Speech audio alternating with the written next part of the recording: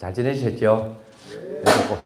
꽃도 피고 이러니까 굉장히 이제 바빠질 것 같은데 우선 뭐 전체적으로 제가 뭐 저도 굉장히 좀 바빠서 아주 갱신도 아주 마무리 덜 했고 전체도 조금씩 그저 해서 밤으로 조금씩 뭐 1시간씩 2시간씩 한 달 좀 뭐 정리를 했는데 좀 부실한 게 좀 많을 겁니다. 그래서 나머지 부분들은 빠진 것도 혹시 있을지 모르고 그래서 이런 부분들은 조금 나중에 혹시 빠진 부분들이 있다면 또 얘기해 주시면 또 제가 아는 데까지 모르면 또 모른다고 하겠습니다. 제가 무슨 전문적으로 하는 뭐 교수도 아니고 박사도 아니니까 뭐 모르는 부분도 있습니다. 혹시 또 다른 부분에 저보다 또 많이 아시는 분도 계실 것이고 그런 부분에 저도 배워가면서 같이 얘기하면서 그렇게 진행하도록 하겠습니다. 우선 이제 꽃이 피고 이러는 시기이기 때문에 그걸 교육을 하기 전에 지금 현재 우리나라에서 지금 이 사과 이제 품종들이 좀 다양해지고 있죠. 그래서 이 부분들을 한번 얘기를 좀 짚고 넘어가야 될 것 같아서 그 얘기를 좀 할게요. 지금 현재로 전자에 보면은 80년대, 90년대에는 후지에서 뭐 스가루, 아우리지 그죠? 이렇게 이제 두 종류가 있다가 이제 그 아우리가 이제 점점 이제 도태되면서 그 자리에 이제 홍로가 자리 잡게 되고 그다음에 이제 부사가 있죠, 그죠?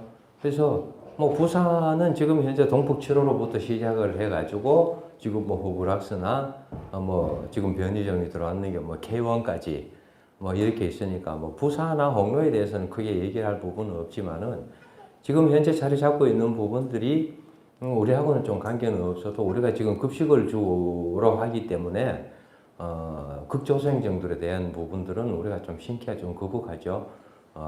팔로가 이제 문제가 되다 보니까 그래서 그런 부분에서는 썸머킹이라든지 썸머 프린스 뭐 혹은 뭐 일본에서 들어온 뭐 고이조라 혹은 뭐 시나노레드 이런 품종들이 있는데 사실상 유기 재배를 하면서 팔로만 좀 다양해진다면은 이런 극조생종들은 굉장히 우리한테는 하기가 좋은 거겠죠. 병 없고 7월 말 8월 초에 다니까 로스 없이.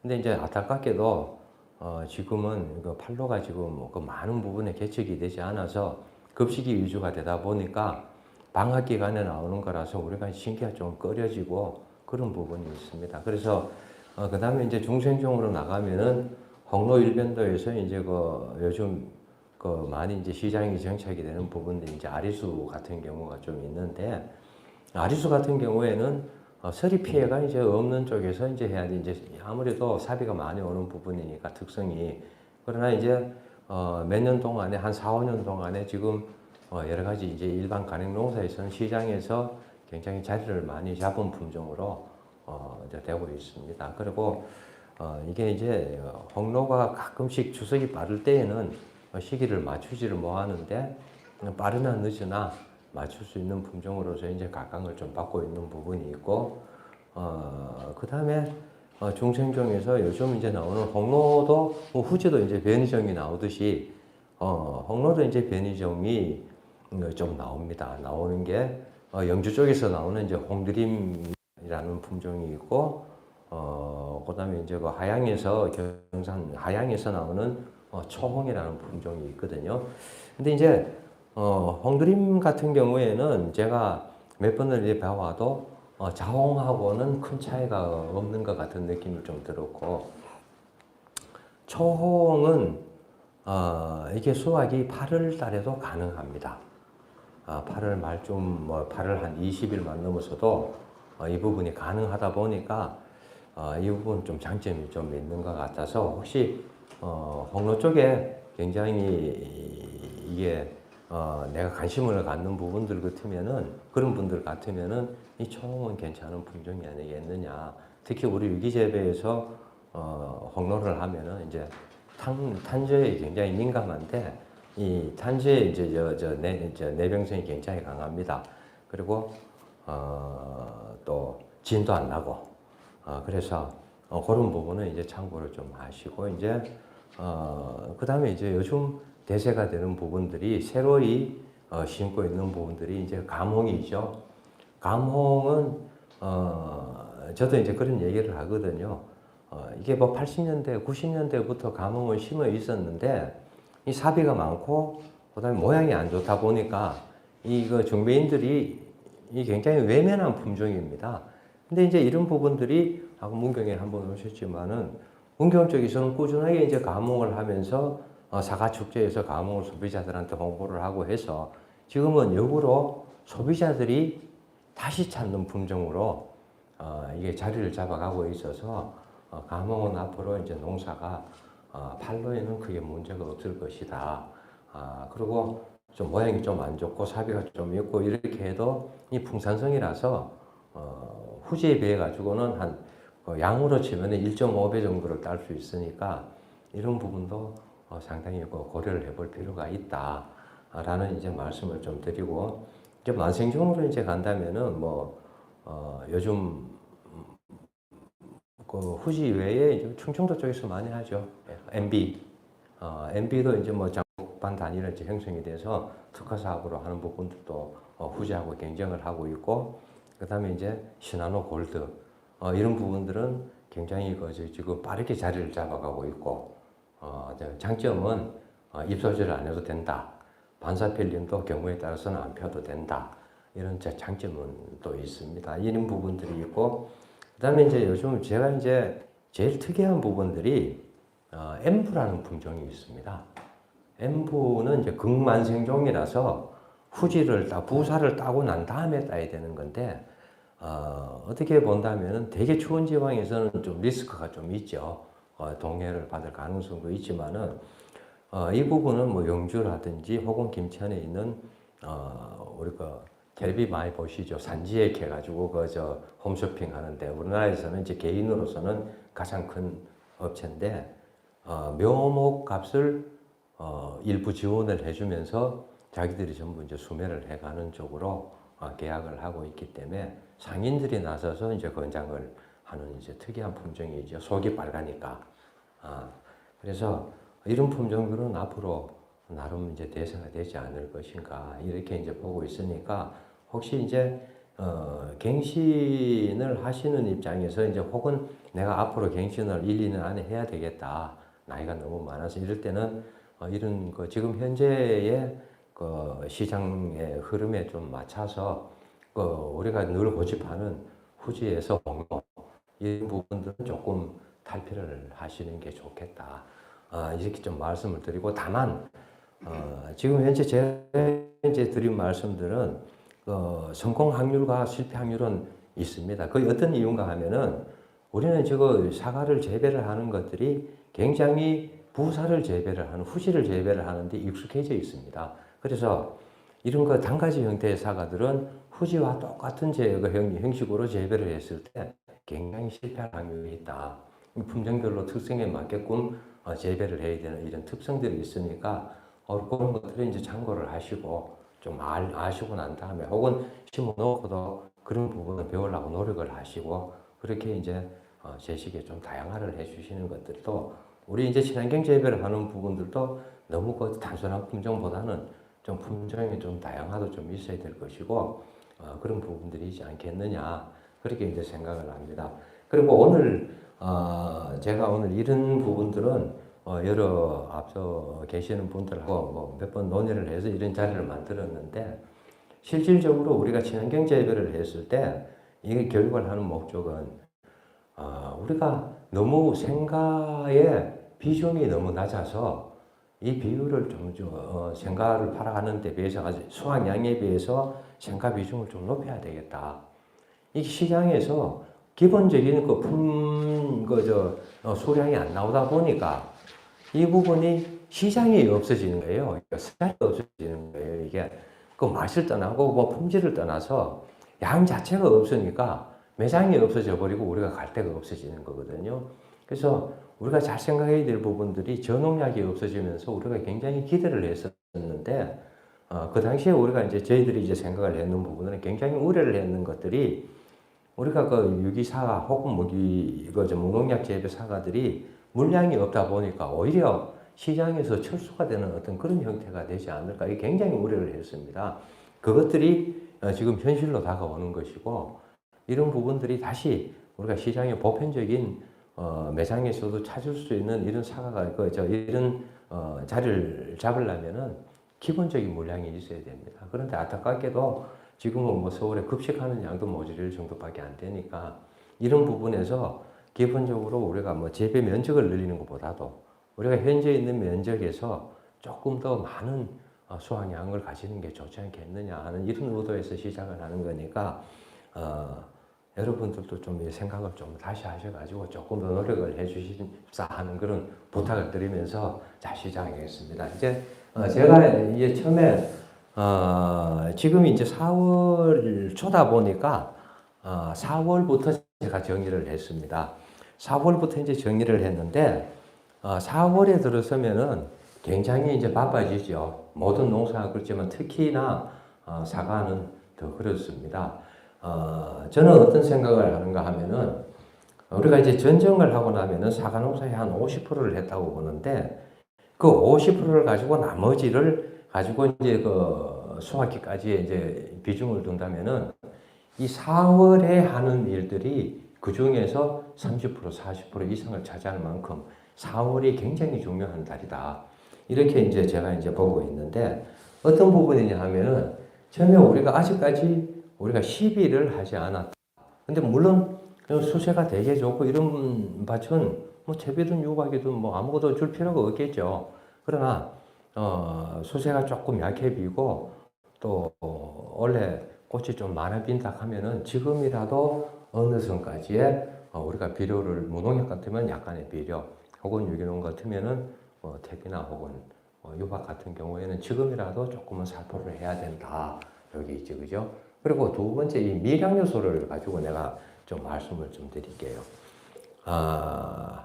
우리가 그 미량 요소가 도대체 뭘 때문에 이런 거에서 제가 이런 얘기를 드리는가 하면은 실질적으로 우리나라 토양에서는 보편적으로 인산은 좀 많고 봉사는 조금 부족하고 보통은 그렇습니다. 그런데 그런 부분보다는 뭐가 부족해서 생리현상이 일어난다 이렇게 얘기하는 것보다는 미량 요소의 밸런스가 맞지 않아서 이게 어떤 밸런스가 맞지 않으면은 뭐 어떤 형태에서든지 이게 생리적인 장애로 나타나게 되거든요.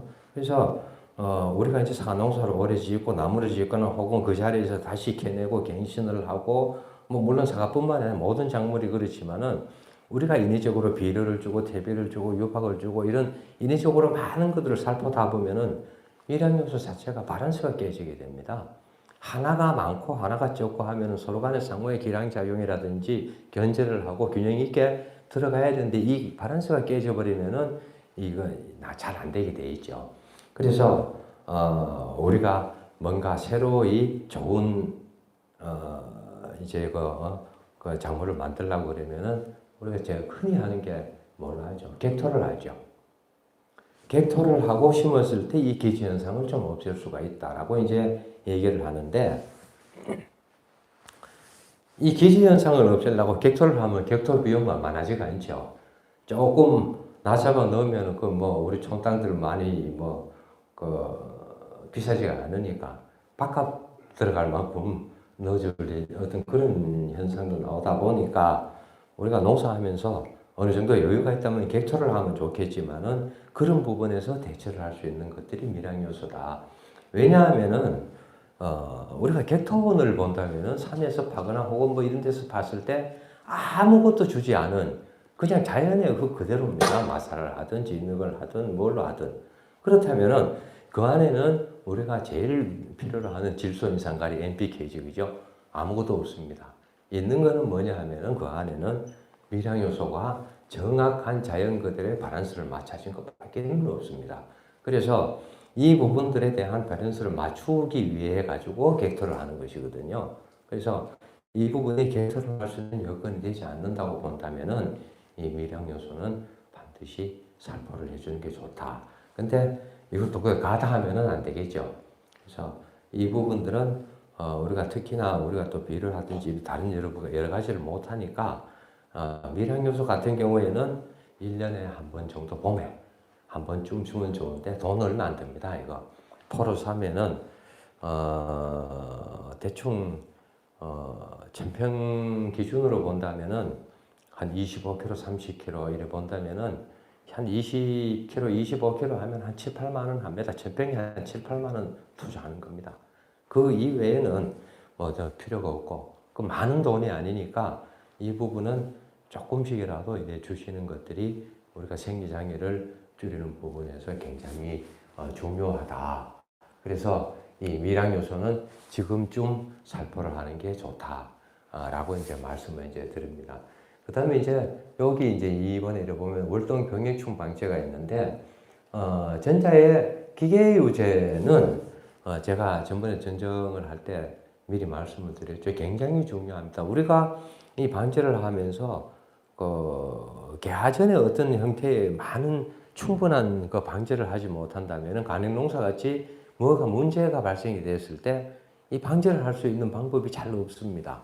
잘 없어서 이 개화전에서 많은 부분들을 우리가 필요로 한 부분들을 해야 되는데 이 기계유제라는 거는 알로 가지고 있는 형태의 모든 것들의 밀도를 낮춰줘요. 월동을 하는 부분들 알로.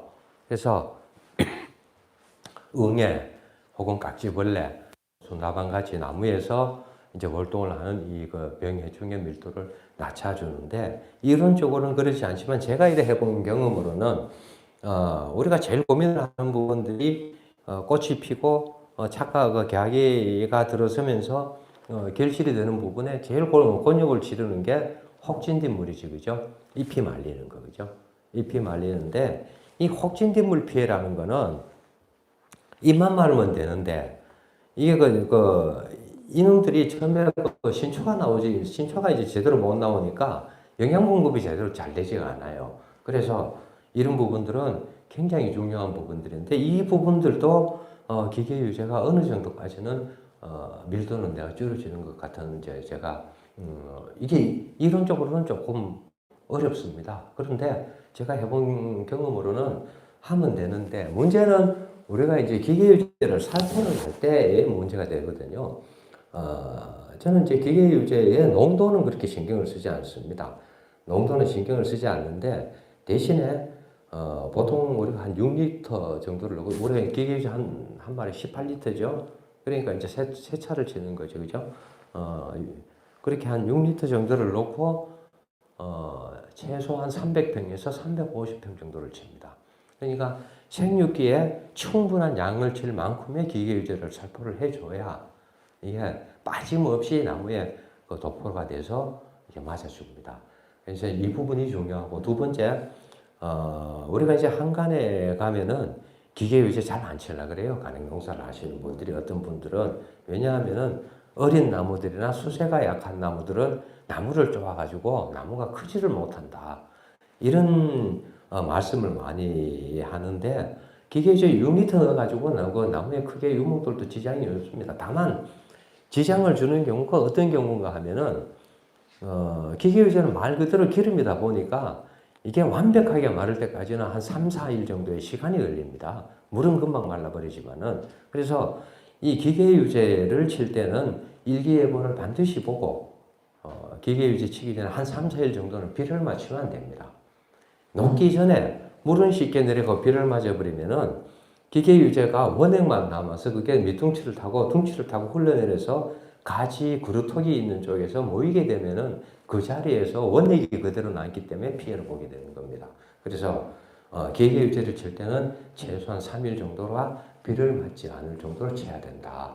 라는 요 부분을 신경을 써서 치시면은 기계 유제는 크게 문제가 될 일이 없습니다. 그러나 지금은 뭐 기계 유제는 아마 칠 수 있는 시기가 지냈고 혹은 내년이라도 혹은 치시면은 그래 될 것이고 우리가 석계 유황합제 같은 경우에는 지금쯤 치셔도 되죠. 꽃눈이 조금 빨갛게 나올 때까지는 치셔도 관계는 없습니다.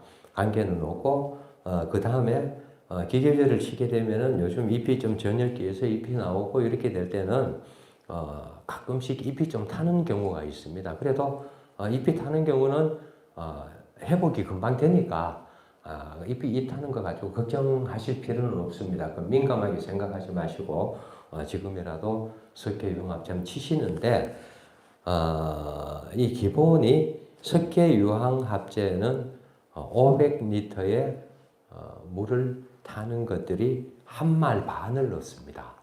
한 말 반을. 너무 많이 넣는다 가시는 분도 있을 것이고 적게 넣는 분도 있는데 조금 일찍 치시는 분들은 2말까지도 넣어도 괜찮습니다. 그래서 지금 저녁에가 들어서고 이러면 한 말 반 정도로 치는 게 정량입니다. 그래서 지금 가시면은 꼭 이 석계 유황합제는 꼭 이제 살균적인 효과만 있는 것이 아니라 이거는 깍지벌레라든지 이거는 응애에도 효과는 좋습니다. 그래서 이런 기본적인 기계 유제하고 그 석계 유황합제는 우리가 친환경을 하는 데에서는 절대로 빠지면 안 된다. 라는 이제 부분을 이제 좀 말씀을 좀 드리겠습니다. 이제 그리고 이제 목동이 됐네. 그래서 그 다음에 이제 석계 보르도를 이제 살포를 하죠. 석계 보르도는 이제 충청도 강원도 쪽하고 이쪽으로는 또 화상병 때문에라도 쳐야 되지, 그죠?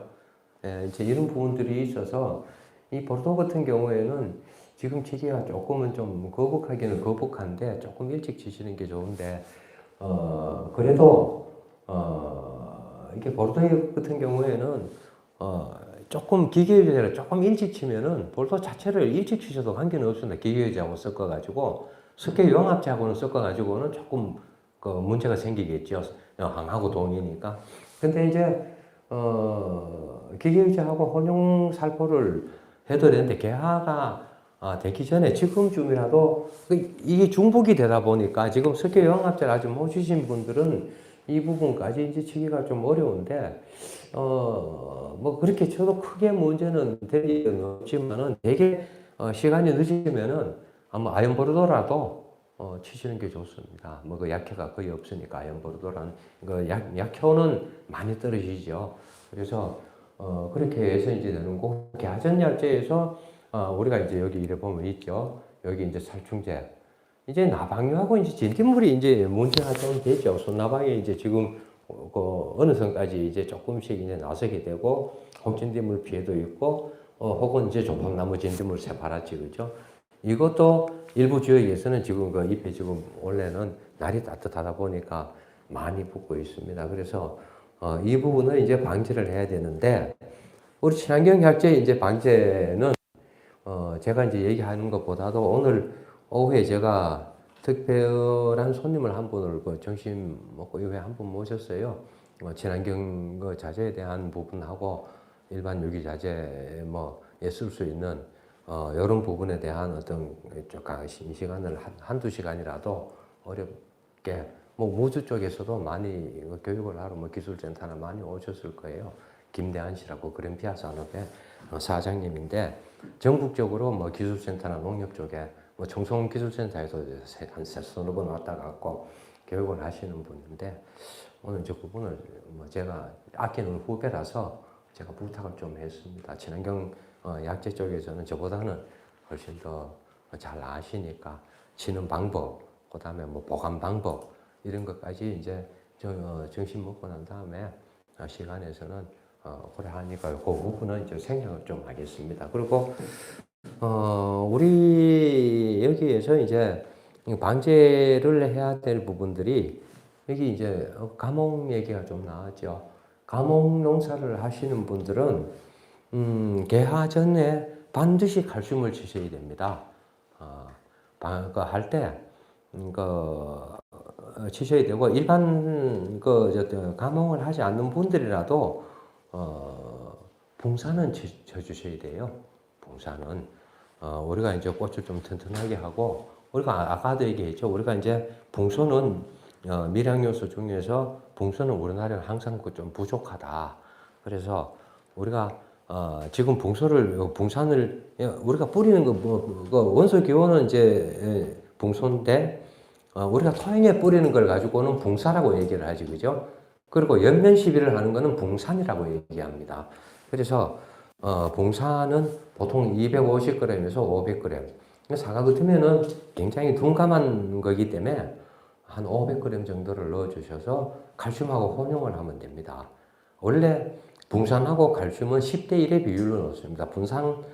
칼슘 1kg면은 원래 봉사는 100g을 넣습니다. 그래야 그 바란스가 맞아지는 건데 초기 방제에서는 칼슘하고 봉산을 같이 좀 섞어져 가지고 봉산도 반드시 필요한 부분이니까 혹은 감흥이 없더라도 우리가 이제 개화전 약재라든지 혹은 낙가지 구약재도 관계없습니다. 이 봉산은 그 사이에 500g짜리 한 봉은 꼭 가수원에 한번 쳐주셔야 나중에 미량 요소 결핍으로 인한 피해를 줄일 수가 있습니다. 그래서 이 봉산은 꼭 한번 쳐주시면 좋겠습니다. 특히 감흥을 가지고 계시는 분들은 그렇게 해주시고 이제 우리가 이제 칼슘을 치는 부분들은 우리가 친환경 쪽에서는 그 유기칼슘밖에 못 치겠죠. 칼슘은 뭐 잠시 뭐 얘기를 좀 드리고 갈게요. 이제 칼슘은 이제 보통 탄산칼슘이나 이제 수산화칼슘이죠, 그죠? 수산화칼슘은 이제 소수태고 뭐 그렇게 이게 원재가 이제 거기에서 어떤 형태로 그거를 녹이느냐에 따라 가지고 유기칼슘이 될 수가 있고 무기칼슘이 될 수 있고. 근데 우리 친환경 쪽에서는 무기칼슘을 치지 않습니다. 대표적인 게 무기칼슘은 이제 염화칼슘이죠. 우리는 못 치죠, 염화칼슘. 그리고 우리는 대표적인 게 유기칼슘인데 대표적인 거는 초산칼슘입니다. 그래서 초산칼슘을 치시는 게 좋고 초산칼슘은 뭐 가급적이면은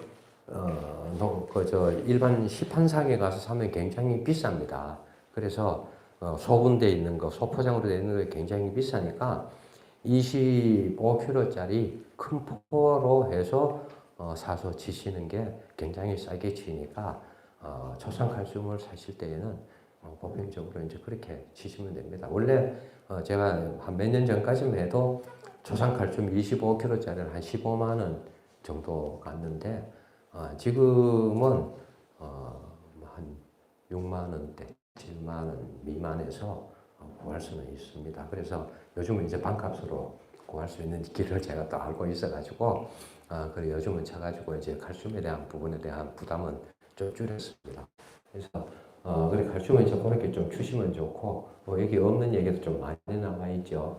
그래서 우리가 일반적으로 이제 여기 이래 보면은 트랩을 이제 좀 사용하죠. 그때 제가 한 10년 전에 한 3년 동안 이 트랩을 사용을 해보니까 이게 교밀교란제하고 사실상 큰 효과를 내가 보지를 못했어요. 그래서 요즘은 제가 사실 저는 이제 트랩을 별로 사용을 하지는 않는데 다만 이제 조금씩 이제 트랩을 사용을 하는 부분들이 그래도 효과는 좀 있으니까 제일 이제 중요한 것들이 우리가 요즘에서 이제 외성 대목을 쓰다 보니까 이제 좀 피해를 많이 봤죠. 그래서 이제 원래 이제 이 나무종하고 이제 노린재 트랩 요 부분들은 내가 요 부분을 내가 이렇게 기재를 해놨는 게 왜 그런가 하면은 가능한 가수원에서 멀리 설치를 해줘야 됩니다. 그래 이제 일반 간행농사는 따닥따닥 붙어 있으니까 이 부분을 하기가 좀 어려운데 보통 우리 이제 친환경 재배하시는 분들은 이제 좀 완충거리가 좀 많고 이 산이 붙어 있는 쪽이 좀 많죠. 그래서 저희들은 이제 친환경 하는 쪽에서는 이게 좀 가능할 것 같아요. 그래서 이제 기본적으로 여기는 요즘 자꾸 이제 말썽이 생기다 보니까 오히려 밭에 이제 불로 다 들여버리니까 피해를 더 많이 보게 됩니다. 그래서 한 20m 정도를 떨어뜨리라 그래 10m에서 20m 그랬는데 제가 생각하기에는 아예 산 쪽에서 쭉 해가지고 한 30m 정도 떨어진 데다가 산에다가 걸어 놓는 게 가장 좋다. 노린재하고 이제 종은.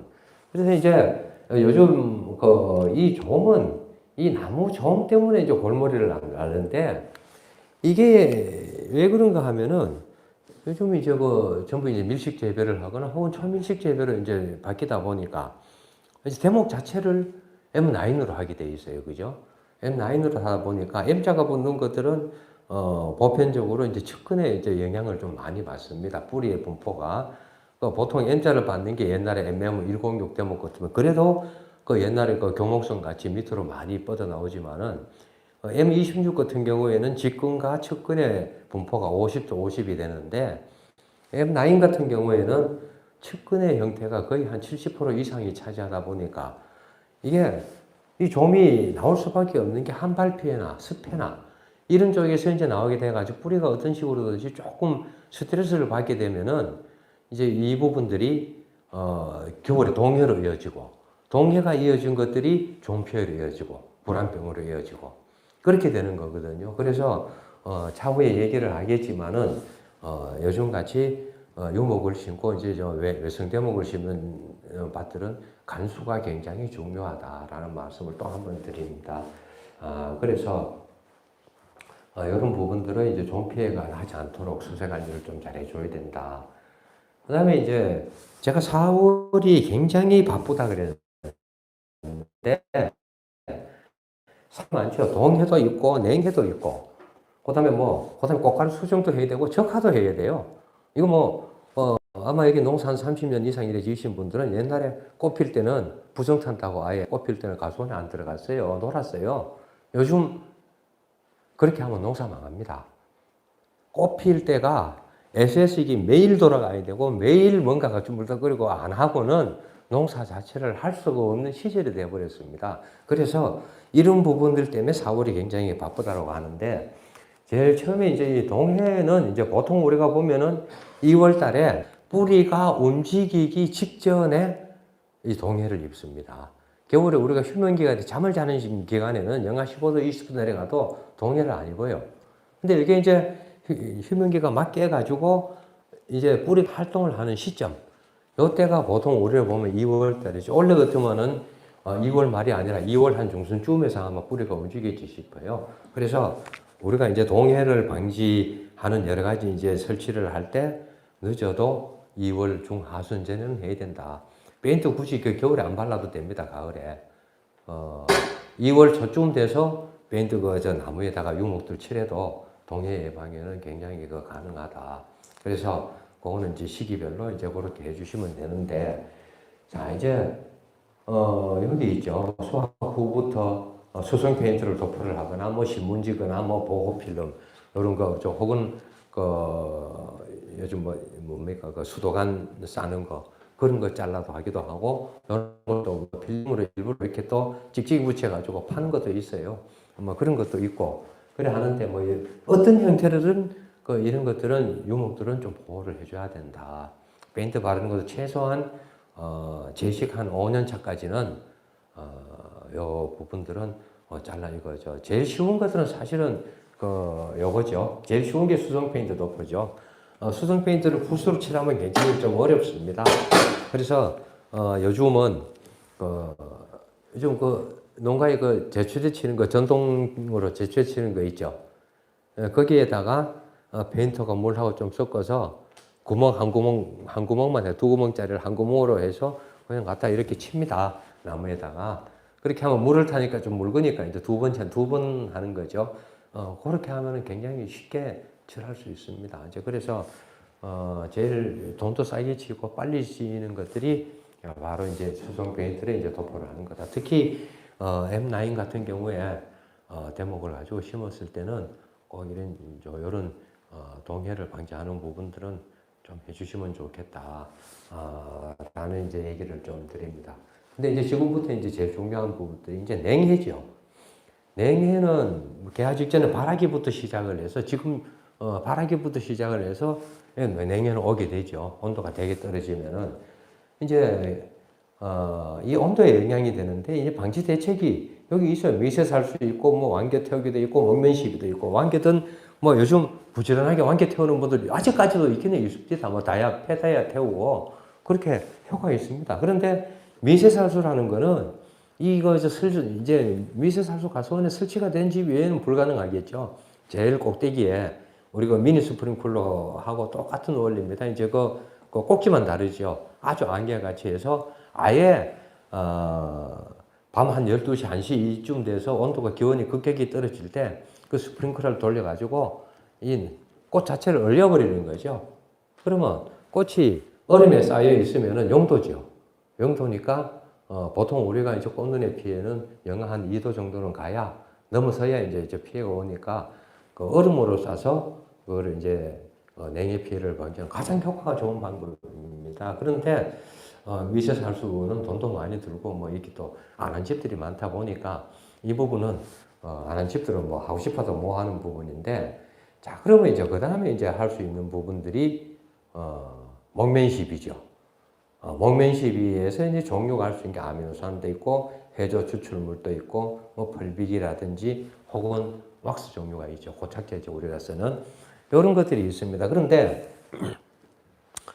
여기에서 이제 이 아미노산이라는 거는 이게 원래, 제가 그 생각을 하기에는 거의 90년대에는 목면이 이거 시비를 했을 때 아미노산은 흡수가 되지 않는다고 보통적으로 학계에서 얘기를 했는 게 2000년대 초반에서 다시 이제 학자들이 이 학설을 번복을 하고 아미노산은 기공이 식물체 잎이나 혹은 과일의 기공을 통해서 흡수가 될 수가 있다라고 번복을 해가지고 이게 2000년대에 들어서면서 이제 아미노산은 굉장히 각광을 받았는 그런 거거든요. 그래서 옛날에는 아미노산화되어 있는 것들은 토양으로 시비 뺏기는 못한다고 되는 것들이 지금 아미노산을 치고 있습니다. 그래서 이런 부분들은 원래 이 아미노산 중에서 제일 아미노산 종류가 많죠. 수십 가지가 되는데 그 중에서 이제 프로린이라는 아미노산이 있어요. 이것들은 이제 냉해 방지에 탁월해서 일본에서 이제 나가노에 제가 2005년도부터 해가지고 한 3년을 갔다 왔는데 나가노가 냉해가 굉장히 심한 쪽입니다. 그래서 거기에 갔는데 굉장히 정형가가 있고 서리 피해를 받지가 않아요. 근데 이제 그때 개별 농가를 가보니까 방사팬이 있어요. 팬도 일본에서 그 당시에 농가마다 전부 무상으로 전부 보조를 해줬는데 팬을 돌려서 그렇게 냉해가 줄어들었습니까? 라고 얘기를 하니까 팬 안 돌린다는 얘기예요. 큰 효과가 없다. 그래서 뭘 하십니까? 이러니까 프로린을 칩니다. 저도 사실은 그 당시에 프로린이 뭔지를 몰랐어요.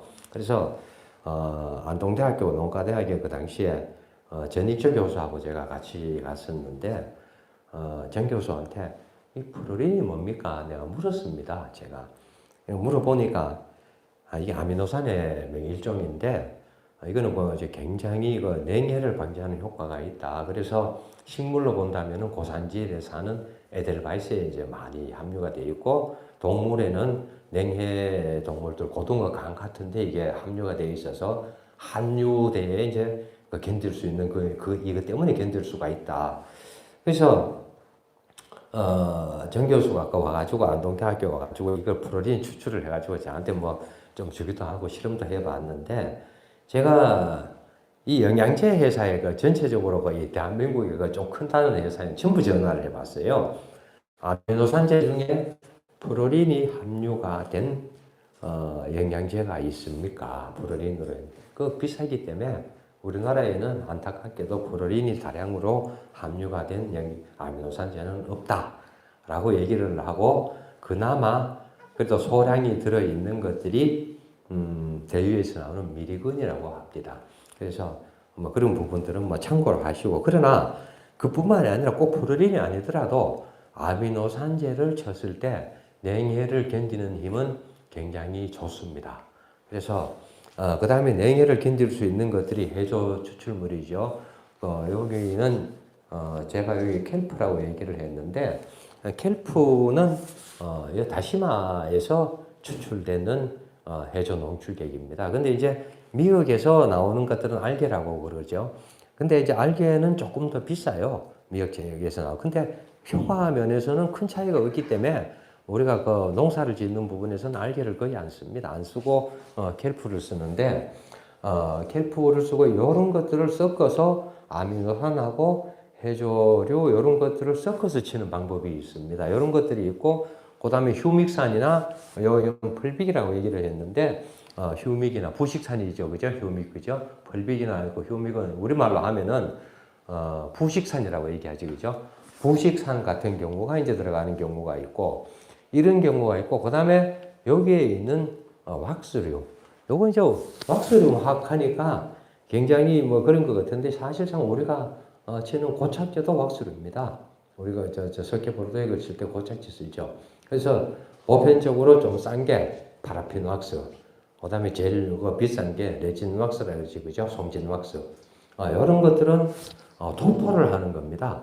왁스를 도포를 해서 아까 얘기를 했듯이 그 미세 살수를 할 때 그 얼음으로 꽃을 덮어하듯이 왁스로 한 층을 그 꽃을 덮어서 내부 온도를 높여주는 더 안 낮게 하는 이런 경우인데, 이런 경우에는 이제 요령이 어떤가 하면은 이 왁스류는 꽃이 어느 정도 꽃대가 올라와 있을 때 칩니다. 이제 꽃봉오리가 조금 올라와 있을 때 꽃이 개화 직전에 요때 이제 그 한 번씩 도포를 해주면은 좋아지는 거죠. 그래 이제 제 기억에는 작년에 그린월드 임사장 오셨을 때 뭐 히탄가 뭐 하는 그 제품 있잖아요. 예, 그게 이제 왁스의 일종이죠. 그래서 그런 부분들은 꽃몽오리가 이렇게 올라왔을 때 전반적으로 올라왔을 때 도포를 하는 건데, 그 이전에 원래 그렇지 꽃이 굉장히 이제 일찍 개화가 일찍 개화가 일찍이 되고 땡겨 있을 때 굉장히 불안합니다. 지금 상태가. 이랬을 때에는 어떻게 해야 되느냐? 결국은 미리 이런 것들을 견디는 힘을 키워주는 방법이 이제 아미노산이나 이제 해조 추출물이나 혹은 풀빅이라든지 이런 제품을 가지고 개하기 직전까지 2번 내지 3번을 살포를 함으로 인해 가지고 꽃이 견디는 힘이라든지 또 이런 것들은 또 다른 장점이 뭔가 하면은 꽃 자루를 이제 그 자루를 굉장히 길게 해줍니다. 그렇게 해서 꽃이 힘이 있어서 이런 것들은 꼭 냉해가 아니더라도 덕을 볼 수가 있는 부분이 있고, 그 다음에 이제 왁스류 같은 경우에는 꽃대가 올라왔을 때 치면은 냉해를 방지를 할 수 있는 가장 효과적인 부분이다. 그래서 이런 부분까지 이제 개선이 된다면은 지금부터 개하기까지의 이런 종류를 한 2번 정도를 쳐주시고, 그 다음에 꽃이 어느 정도 올라와가지고 개화 직전에 왁스를 한 번을 쳐주신다면은 냉해는, 근데 이거 영하 한 3, 4도 내려가가지고 한 2, 3일씩 계속 내려가 버리면은 아무 소용 없습니다. 그런데 영하 한 3도 이내에서 하루 좀 왔다가 조금 가고 이랬을 때에는 전반적으로 그 다른 집에서 50% 건졌을 때 80%는 건질 수 있습니다. 그래서 이런 부분이지, 영하 한 7도에서 뭐 작년같이 우리 지역에는 이게 영하 9도까지 내려갔어요. 그래서 1500평에 제가 150짝 땄습니다. 딱 작년에 박살이 나서. 아무리 쳐도 그렇게 해서는 되는 부분은 없고, 영하 한 3도 정도까지는 충분히 견딜 수 있는 부분들이니까 이런 것들은 그래도 희망을 가지고 조금씩을 해주는 게 좋겠다. 우리가 1년에 농사를 시작을 하는 부분이니까 그렇게 해주시면 좀 좋겠다. 바쁘죠? 이런 것까지 다 하려면 다른 거 일반적인 방제도 해야 되고. 이제 이런 부분들이 굉장히 이제 고민이 되는 부분들이고, 이 비용들이 굉장히 비쌉니다. 이게 특히 이 캘프, 이게 해조 추출물 같은 경우에는 답이 안 나올 정도로 비싸요. 이게 그래서 이런 것들을 만약에 아미노산 같은 경우에 보통 1리터를 넣는다면은 보통 우리가 농협이라든지 시판상에 가면 10,000원에서 15,000원 정도를 할 거예요. 한 차분이죠. 그 다음에 이 해조 추출물이 조금이라도 들어가 있다라고 본다면은 영양제 이 하나가 냉해 방지에 특효약이라고 영양제 회사에서 선전을 하는 것들이 이게 들어가 있으면은 기본적으로 30,000원에서 50,000원 합니다. 그럼 이 2개를 섞어버리면은 답 안 나오죠. 이거 어떻게 칩니까? 그거 2번, 3번, 4번을 못 치죠. 그래서 이런 부분들은 원재를 그냥 샀으세요. 샀으면은 이 아미노산 같은 경우에는 1리터에 보통 한 4,000원 미만입니다. 4,000원 미만 동물성 아미노산요. 아미노산은 식물성보다는 동물성이 좀 더 낫죠. 우리가 효과가. 그래서 아미노산은 그런 쪽으로 하시고, 그 다음에 해조 추출물 켈프 같은 경우에는 우리가 이제 그 통으로 산다면은 리터에 한 2,000에서 14,000원 요 정도면은 원재 회사에 가서 사면 됩니다. 이런 것들을 사면은 그 정도를 하니까 요 2개를 합치더라도 한 6,000에서 18,000원 정도 한 차분. 우리 그 일반적으로 10일 하는 부분에서는 2만 원대 미치고 굉장히 싼 거죠. 그래서 그런 그 요령이 있으니까 그렇게 이제 하시면 좀 될 겁니다. 아마. 그래서 이런 거를 하신다 그래가지고 농협이나 시판상이나 이런 데로 가버리면 우리 답안 나옵니다. 이게 비용의 문제가. 그래서 그렇게 좀 싸게 살 수 있는 부분들을 한번 찾아보시고, 그렇게 이제, 저 같은 경우에는 전부 다 이거를 일반적으로 그냥 샀습니다. 먼저 회사에. 그래서 이제 그렇게 하고는 있습니다. 그래, 이런 것들은, 굉장히 중요한 부분이다 보니까 앞으로 지금 현재에서부터 해가지고 앞으로 매년 가면 갈수록 기후 변화가 심하기 때문에 굉장히 더 어렵다고 본다면은 이런 부분들은 우리가 필히 우리가 알고 넘어가야 될 부분이고 하지 않으면 안 될 부분이다. 라는 이제 그런 생각을 가지고 좀 해주셔야 됩니다.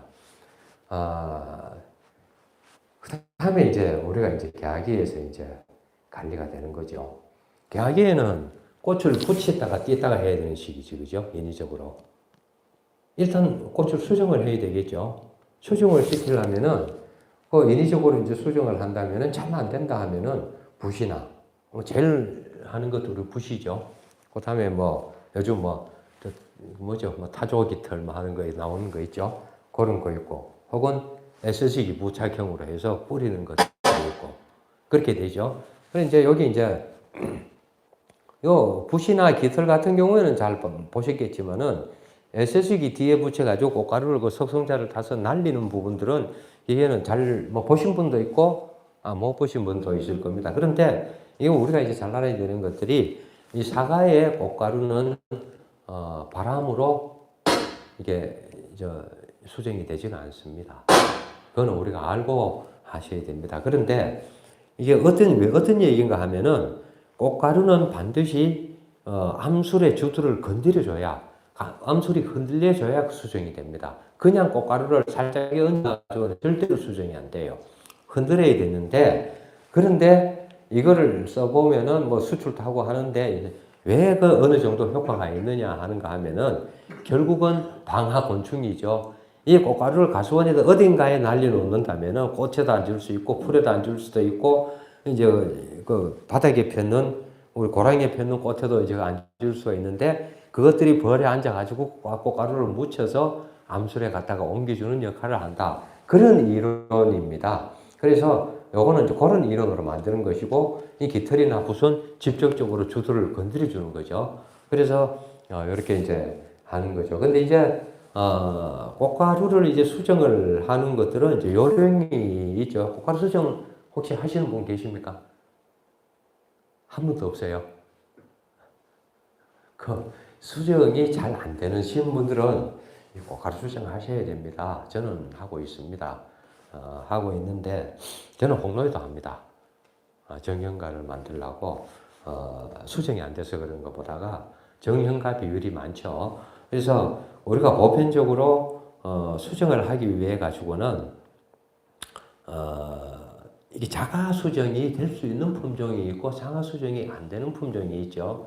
그 후지 같은 경우에는 자가 수정이 안 된다고 얘기를 하는데 안 되는 게 아니고 덜 되는 거죠. 우리는 이제 사과에는 품종에 따라서 자가 수정을 억제하는 호르몬이 나옵니다. 그 물질 쉽게 얘기를 하죠. 물질이 나오는데 그 비율이 많으냐 적으냐에 따라 가지고 자가 수정이 된다 안 된다 그렇게 얘기를 하는 겁니다. 그래서 예를 들어서 홍로나 아오리 같은 경우에는 자가 수정을 억제하는 물질이 한 30% 정도가 나온다면은 부산은 한 70% 정도가 나오는 거죠.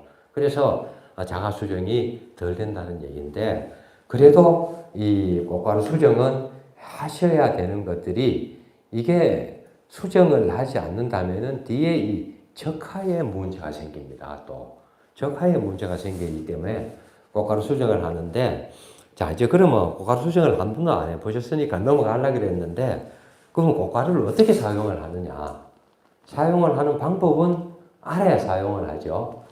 그러니까 농협에 가거나 이렇게 하면 꽃가루 이제 달라 그러면 잘 줍니다. 석성자 달라 그러면 섞어치는 거 그죠? 석성자 줍니다. 그리고 그냥 가서 하라 그래요. 가서 그냥 아침에 사가지고 와가지고 아침에 2개 더 섞어가지고 하면 되느냐? 잘 안 됩니다, 그게. 왜냐하면 꽃가루도 발화될 수 있는 시기가 있어요. 이제 그 부분이 꽃가루가 냉동 상태에서 오기 때문에 이것도 깨어나가지고 눈을 떠야 되는데 그 시기가 굉장히 오래 걸립니다. 오래 걸리는데 우리가 꽃은 폈을 때 암술이 수술해서 이제 하고 수정이 됐을 때 그 기능을 할 수 있는 시간은 불과 얼마 안 됩니다. 저녁이 되어버리면은 꽃가루가 수정이 안 돼요. 암술이가 닫아버려요. 그러면 밤늦게 한 6시, 7시 돼가지고 꽃가루 묻혀 놓으면 암술이 기능이 없어져 버립니다. 그건 꽃가루 묻혀도 수정이 안 돼요. 그러면 묻혀 놨는 게 내일 아침 돼가지고 암술이 활발하게 시계 얘기를 하는 겁니다. 활발하게 활동을 할 때 수정이 안 되겠느냐. 그런데 꽃가루는 우리가 일반 상온에서 놔뒀을 때 밤새도록 놔놨던 꽃가루가 죽어버립니다. 그게 하루를 견디지를 못한다는 얘기죠. 그래서 항상 그 기간만큼만 하셔야 된다. 그래서 꽃가루는 석송자하고의 비율은 4대1입니다. 꽃가루 10g 같으면 석송자는 40g을 넣습니다. 일반적으로. 그렇게 해서 넣으면 되고 섞어주는데 문제는 이제 어떻게 하느냐. 꽃가루는 내일 꽃가루를 내가 찍어야 되겠다 라고 이제 얘기를 한다면은 오늘 오후에 한 5시, 6시 뭐 이쯤 돼가지고 해 빠지기 직전쯤 돼가지고 이 꽃가루를 봉지를 개봉을 해서 물론 사가지고 바로 냉장실에 넣어놔야 됩니다. 냉장실에 넣어놨다가 오후에 그 꽃가루를 뭐 종이컵이라든지 일반 컵이라든지 마른 컵에다가 그거를 넣습니다. 넣고 거기에다가 상온, 우리가 일반적인 서늘한데 햇빛이 않는 쪽에 밤새도록 그거를 꽃가루 깨어날 수 있도록 둬야 됩니다. 이게 굉장히 중요하죠. 그래서 그 다음날 아침에 돼가지고 한 8시, 9시 되면 우리가 일 시작하죠. 그때 석송자를 10g에 40g 혹은 20g 같으면 80g 내가 오늘 쓸 수 있는 거의 비슷한 양만 타서 그렇게 섞어서 찍으면 됩니다. 그렇게 찍고 난 다음에 이거 뭐 좀 그래도 뭐 좀 남았다 싶으면은 그걸 그대로 개봉을 해놨다가 냉장실에 그냥 넣어둡니다. 버리긴 아깝잖아요. 꽃가루 비싸요. 버리기 아까우니까 냉장실에 넣어놨다가 아침에 조금 일찍이 한 7시쯤 돼 꺼내가지고 한 2-3시간 정도를 그냥 밖에 개봉을 해 놓습니다.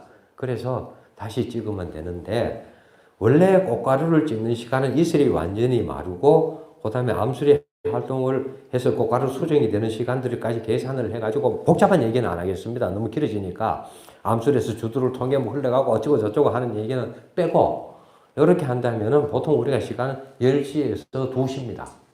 꽃가루가 정상적으로 찍어서 수정이 되는 시간이. 그런데 노블해서 할 수도 있고 집에서 할 수도 있는데 10시에서 2시까지 같으면 밥비를 먹을 시간이죠. 그래서 우리가 얘기를 하는 것들은 보통 9시에서 늦어도 4시 전에는 그쳐내야 된다. 그 의견 하지 마라. 원안은 10시에서 2시라는 것만 아시고 그렇게 보통 한 9시에서 한 4시까지는 꽃가루는 수정을 해도 된다. 그렇게 이제 제가 이제 말씀을 드렸습니다. 그러면 시기는 언제냐? 우리가 만개일을 산정을 해서 만개일부터 시작을 하면 됩니다.